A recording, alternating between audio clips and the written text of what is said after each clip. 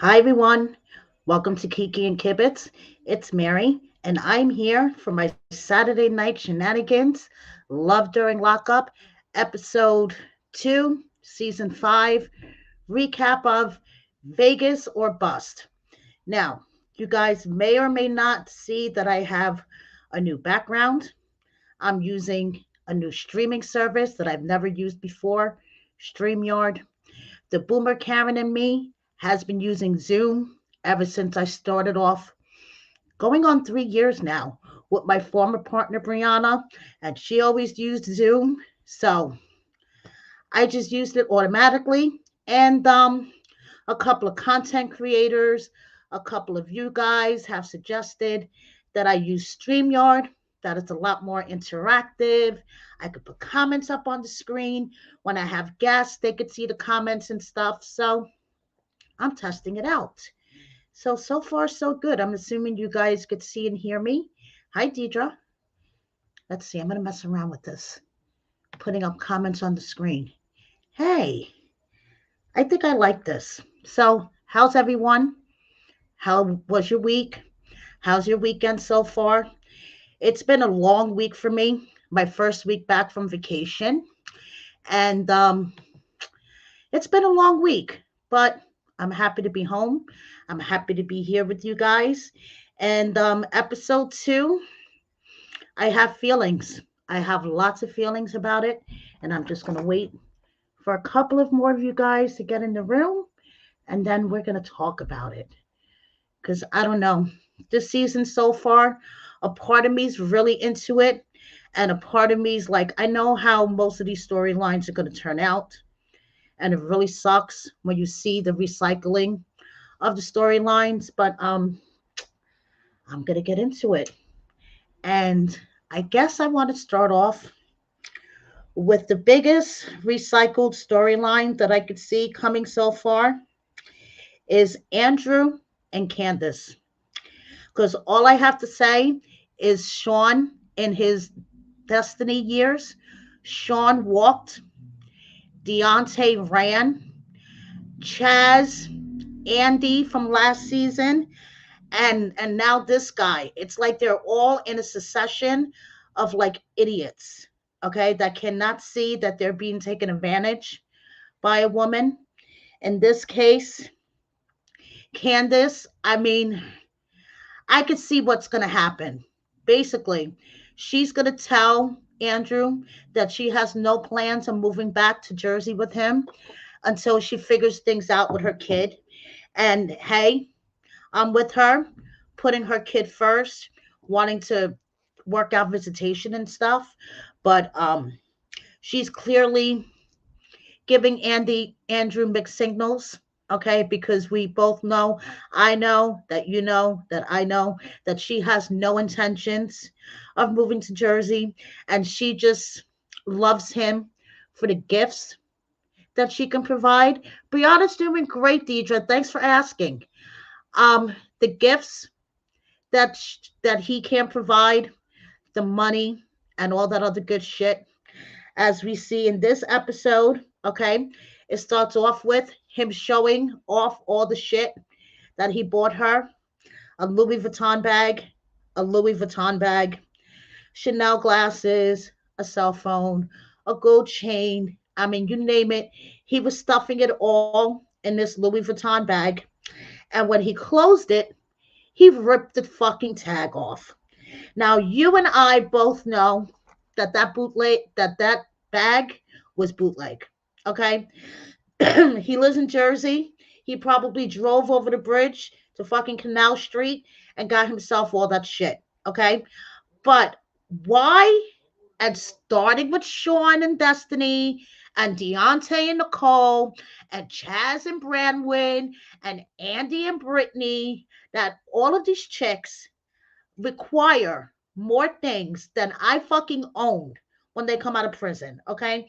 Designer handbags, designer glasses. I mean, fucking an iPhone 15. Like, I don't even have an iPhone 15. I mean, all this shit. And it's these guys that's just falling for it and providing it. And I'm like, what? The fuck. So now Andrew and Candice, their storyline is like a mashup of all of them, of Andy and Brittany, Deontay and Nicole, Sean and Destiny, and Chaz and Bramwin. Okay, this is going to be a mashup of all of them because she's going to come out and she's already telling Andrew, stop asking me if I'm okay. Stop asking me if I'm overwhelmed because, when you ask me these things, then I get overwhelmed. Now, she's also an empath.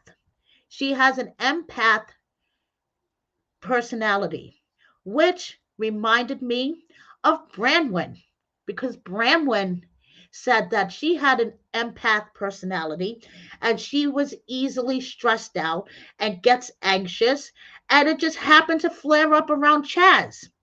Why do I have a feeling Candace's empath personality will happen to flare up around Andrew? Okay, so, but the girl is getting a Louis Vuitton bag, tag ripped off and all this shit. He stops at every like truck stop, roadside stop that he can, and he buys her even more shit. Okay, but I have a feeling that she's not leaving Nevada anytime soon. She wants visitation with her son, which, yes, she needs to be putting her son as a priority, but she also needs to be totally honest with Andrew, okay? Because Andrew thinks that she's moving to Jersey within the next 6 to 7 months. And you know that I know that that shit is not happening, okay? So he's finally in Nevada. Nevada or bust, baby. $600 to $700 worth of gas. Who cares? He's gonna be with his girl. I mean, he already considers himself married. You know. Sorry, guys. My mother-in-law's texting me from her cruise. Let me put my phone on Do Not Disturb. So anyway, he's in Vegas finally. Okay, $600 worth of gas later. He's in Vegas. He's outside of the correctional institution. She calls him and he's like, I cannot wait to hold and hug you and kiss you. He gets in the car. He beeps the horn 3 times so she can hear, I love you. I mean, that's all great and everything, but we both know that this is going to be a shit show. Okay, it's going to be a huge shit show. So now, moving on to another shit show, but this is a sad shit show. Okay? Joey and Michael. Now, Michael has 8 months before his release. And Joey submitted the doctor picture. It was a horrible, horrible Photoshop. I mean, I haven't seen a Photoshop that bad in. So he submitted the picture. Michael's like, that was a horrible picture. Let's hope that they're not paying too much attention to it. So, for some reason, this conversation that they were having about the picture turned into a conversation where Joey is asking Michael about his body count. Now, at first, I was like, what the fuck is he talking about? But then it dawned on me. Okay. So, first, it was the body count of men in prison. Okay. So that's about 6 or 7. He was like, wait, let me count. We have LJ, we have Christopher, we have Mo, Larry, Curly, Earl. Yeah, it was like 6 or 7 in prison. Okay. But outside, I mean, come on, face it, Joey. Michael's a 40-year-old man, a 40-year-old slut. Okay. I mean, he even admitted that he's a slut. Okay. So his body count is 100 or even more, so don't even like go there with him. And Joey's like, something, I shouldn't have went there. So um Michael's whole frame of mind, guys, is prison is easier than living life on the outside. Okay. He tells Joey, I don't know how you do it, getting up, going to work, living outside life, going to bed and doing it all over again. He's like, prison is easy for me. He's like, I could do this standing on my head. And Joey's like, this isn't good. Like, you shouldn't think like this. Like, thinking that prison is easier than living on the outside. I mean, you don't understand. When you serve a prison term, the people that you love on the outside serve it with you. And Michael's like, please, uh, you sound like my mom when you say things like that. Okay. Don't say things like that or you're going to push me away from you. Hi, Diana, and hi, Glennis. Oh, I like StreamYard. I can actually see comments on this. He's like, don't do this. You're starting to sound like my mom, and you're going to push me away from you. And then, conveniently, 1 minute remaining, and then the call hangs up. So Joey is just kind of like, ugh. Now, Michael's calling in to meet the family. Can I say how much I love Joey's family, especially his dad?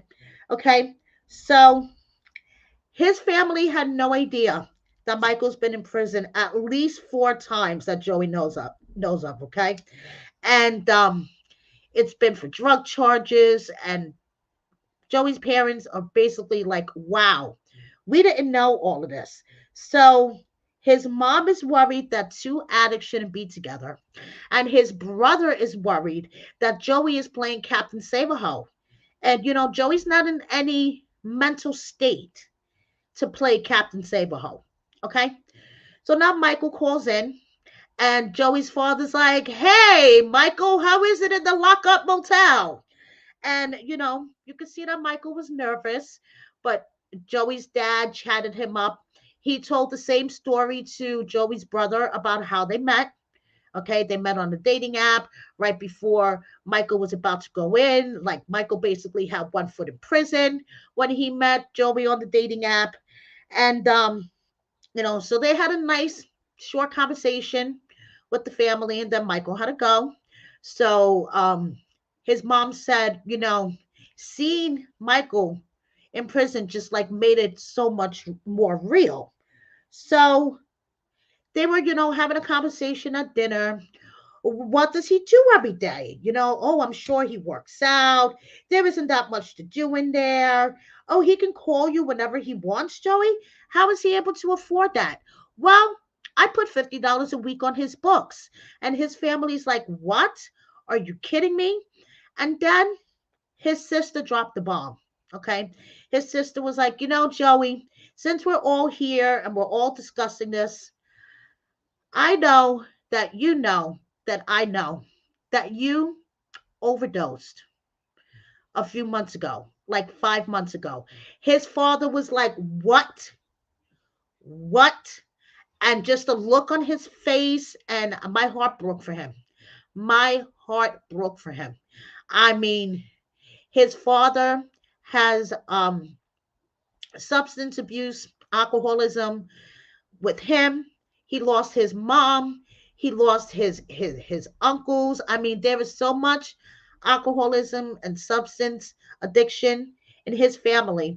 Hearing that Joey, after 12 years of sobriety, okay, 5 months ago, decided to do drugs again.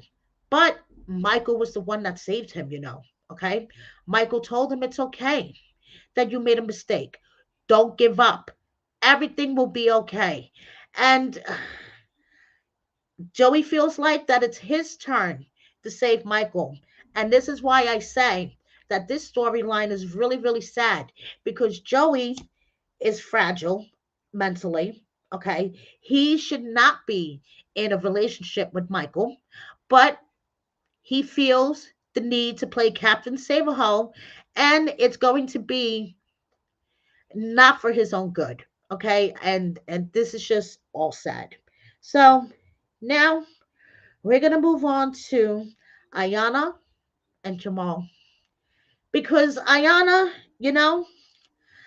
I can't feel bad for her. I really don't.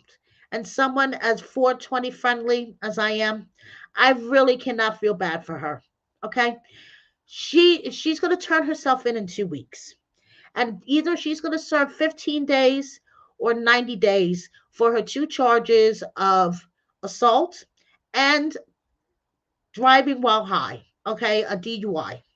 So she doesn't understand why she has to go to jail, but she's going to go to jail. And she's going to take this anger management class because it might sway the judge a little bit, okay? And, the judge might give her less time. So now let's go get emotional and go see this anger counselor. So, according to her, she doesn't have an anger management problem. She has an attitude problem. And her attitude problem just happens to get her into some situations. And she still doesn't understand why you have to go to jail for driving while high. I mean, she don't get it. So anyway, the anger counselor asks her, you know, do you find yourself holding back tears, like not allowing yourself to cry? And she's like, yes, as a matter of fact, I do, because I feel like crying, shows weakness or whatever. I have to keep up this tough exterior. I didn't have a father figure in my life. I was kind of the black sheep in my family. So I had to put on this tough shell. And, she's a broken girl, but Jamal is putting the pieces back together. Now, she gets a phone call conveniently. Okay, just like she did last episode. She conveniently got a phone call from her attorney. And I don't want to say that her storyline is staged, okay, scripted or whatever, because what they usually do is take a situation that happened in the person's life and have them recreate it, I should say, because the person calling her as her attorney, and I don't have personal knowledge that this is true or not, but I have a feeling that it's a friend of hers reenacting some shit for the dramatical effect. Let's just say, put it that way, okay, for the dramatical effect. And I have personal knowledge of producers asking cast members to find a friend to play the attorney, the parole officer, the friend of, the family member of the inmate. On a phone call, they'll, distort the voice, whatever the case may be. I know because I've been asked personally by a couple of cast members, and I said, hell no, even by distorting my voice. Guys, you guys will recognize my voice on TV. I didn't want no part of it. Okay. But I don't want to say that Ayana's storyline is scripted. Okay. But I have a feeling that it's not really her attorney conveniently calling while she's at the strip club with her girls and conveniently calling while she's at her anger management class. So the attorney was letting her know that the judge had a change in her schedule and she shifted the date from Tuesday to Monday. And Ayana's like, oh man, are you kidding me? My mother took off on Tuesday, okay, to take me to court and all this stuff. And Monday conveniently happens to be the day that she has set up to see Jamal. Now she hasn't seen Jamal in like 3, 4 years or whatever she said. And everything is going wrong now. Everything is going wrong. And no, I was not asked to play a stripper friend. Ha ha. Everything was going wrong. Okay. First, she has to go to jail for beating somebody's ass and driving while high. Now she ain't gonna be able to see her man. I mean, she had to go to anger management. She's crying. She feels like she's smothering now, okay? Because she can't believe this is all happening to her. She's worried about her kids. She's worried about everything. And all I could say is, girl, you should have thought of all this when you were out there acting reckless. You should have thought about your kids when you were out there acting reckless. Just saying. Okay. So now we have, let's see. Let's get into Shante and True. Okay. And this is another I feel recycled storyline. Okay, down to my bones. This is a combination of Monique and Derek and Joy and Red. Okay, if the four of them were to combine their storylines and have a child, and it's just from this first appearance by Shante. Okay, alrighty, where do I start? It's 1 month before True comes home, and Shante is so excited. She has the countdown on her phone. It's 28 days, 18 hours, 42 minutes, and 29 seconds before True comes home, okay? They have never seen each other in person, okay? True got to see his producer in person, okay, because they interviewed him in person at the jail, but he hasn't seen Shantae in person, okay? He's seen her on the tablet. He's seen her in her highly filtered pictures. Yes, I said it, okay? In the highly filtered pictures that she sent him. Does that sound familiar, Monique? Anyway, and Joy, but Monique. Um, so they were introduced through Shantae's stepbrother. Okay, he was talking to Shrew on the phone one day, and he had Shrew on speaker or whatever, and Shantae was like, "Oh, tell him I said hi," and then Shantae was like, when I first saw his picture, I wasn't that into it, but then the second time, I was like, okay. So True has been in prison for 12 and a half years for robbery. Okay. And Shantae doesn't know if God or the devil put him in her path some days. So she's on the phone with him, right? And she's preparing this big, like, crab leg dinner. And his first thing he wants to do when he gets home is to have sex for a whole week. Okay. No breaks, no nothing, no timeouts. Okay. He just wants to banging out for the whole week. Okay. She, on the other hand, is thinking about a cook off. Okay. Because she wants to open up a restaurant. Apparently, she loves to cook. True loves to cook. So she wants to do a cook off and see who's the better cook. Okay. That's what she's thinking about. Now, did I mention that she moved from Kansas to Missouri? 20 minutes away, mind you. Okay, 20 minutes away. And she has a daughter. Did I mention that? She has a teenage daughter. Okay. And she moved 20 minutes away, sold her house in Kansas, bought a house in Missouri. Okay. And is carrying two mortgages because her house hasn't sold yet. She bought another one. I don't understand why she didn't just rent one.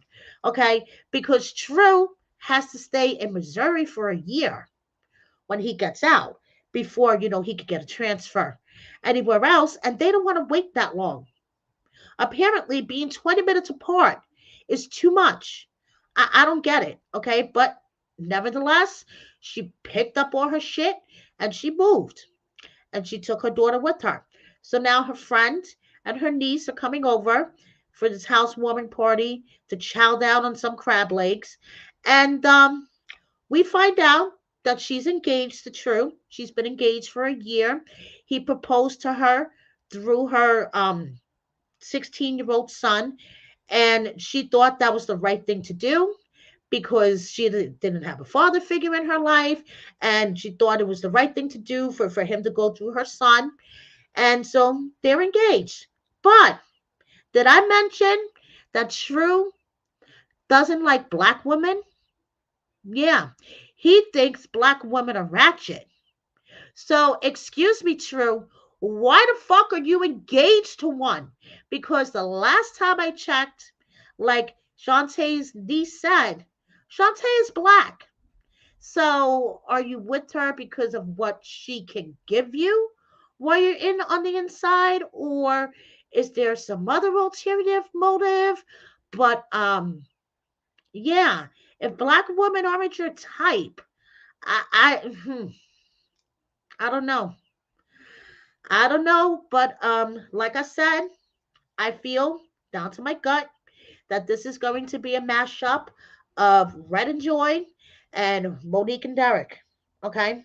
Immediately, Shantae's in tears when her niece and her friend are questioning her. They're like, "What if you see traits about him when he comes out that you're not crazy about?" And what if you're like, And she's like, "Well, I'm gonna have to work it out. It's all gonna have to work itself out." Yeah. Okay. So now, last but not least, if I didn't forget anyone, Tenny and Rob. First of all, how the fuck does Rob have so much freedom for someone in prison? Okay. So now this dude has cameras all over the house, and he also makes her work out 3 to 4 times a week. Okay. Even though she doesn't want to, he's like, "Listen, me and you were working out. Okay. Drop and give me 20 type shit. Like intense cardio, push up, running up and down the stairs type shit." I'm like, "Girl." But I still want to know, how the fuck does he have so much freedom in jail? Anyway, Rob is like, "Honey, I have a favor to ask you. Can you please make up with my mom? I'm going to be coming home in a month, and I really need you to make up with my mom. I don't understand why you guys aren't talking." She's like, "Hold up, excuse me. We aren't talking because of you. You're the reason. Did you forget that you asked me to send your mom $500 and then you wanted it back and you made me ask her to get it back? Does she know that you were the one that wanted me to ask her to get that money back?" And he's like, "Oh yeah, I don't know. I'll clarify that with her." Hmm. I'm like, the fuck? First of all, the cameras. Then last week, he has a secret that he can't bring to tell her. And now this motherfucker has thrown his wife under the bus. And that's the reason why his wife and his mom haven't spoken to in like 3 years. It's like, are you fucking kidding me? But baby, please. I'm coming out and I need you and my mom to make up. Okay, fine. So even though she doesn't want to go, she goes to meet up with Kate for lunch. Okay. And it did not turn out well. I mean, from the minute she walked in with the bartender shaking the drink, you know, and Kate was like, "What do you want? It's been like 20 years." And TD's like, "It hasn't been that long, but yeah, it feels that long." So Kate, out from the jump, is like, "Listen, I don't like you. Okay? If my son chooses to marry somebody that I don't like, I'm going to have to deal with it. But if he thinks that everything's going to be happily ever after between us, he could forget it, because it's not." Okay? And Teeny is, trying to explain that how it was Rob's idea to ask for the money back, and that, she didn't get a chance to explain anything. And Rob was like, "Give my mom some time." And before you know it, one day turned into a week, turned into a month, turned into a year, turned into 3 years. And, Kate is like, "I don't feel like you made any type of effort to reach out to me, to clarify things." And Tina's like, "Are you kidding me? I tried to call you. I got no response. Didn't you get my Mother's Day gift?" And Kate was like, "Not good enough." I was like, whoa. Okay. Then Kate was like, "I'm struggling. I'm struggling here financially. Look what you wrote up in. Okay, I barely got here. The least you guys could do, I'm at home taking care of my mother, is show me the money. Like, show me the money already." She reminded me of that Swellu's mother from 90 Day. Like, I don't give a shit about anything. Just show me the money. So then Kate decides to go for the low blow. Okay. And she mentions the ex. So I'm just gonna, for purposes, I'm just gonna say the ex's name was, I don't know, Lily. Okay. So she was like, when Lily was around, I was taken care of financially. Okay. Lily always made sure I was taken care of. And Lily and I communicated. And Teeny is just fed up at this point. Okay. Apparently, Rob has a business with his brother. He makes a good amount of money and he's going to walk out of jail with a savings account. Okay. So Teeny is at up to here at this point. She's like, you know something? Fuck this. I'm gone. Okay. There's a door back there that I could walk right out of and take my ass home. And that's exactly what I'm going to do because I'm not going to have her sit here and continue to bring up Lily the ex. Okay. Because my name and Lily's name should not be in the same sentence. And she walks out the door. And Kate's like, TD, TD. And that was how the episode ended. So, if I was to give this episode a grade, okay, I would give it a solid C. Some of these storylines, I feel like I could see the ending, and it's already episode 2. So, let me know what you guys think in the comments. Thank you so much for watching me. And I like the StreamYard thing. This is pretty cool. Okay, so if you guys watch my 90-day update recaps on Monday night with Kelly and Cynthia, I will be using StreamYard so they can see the comments. So that's all I wanted to say. Thank you so much, guys, and I'll see you soon.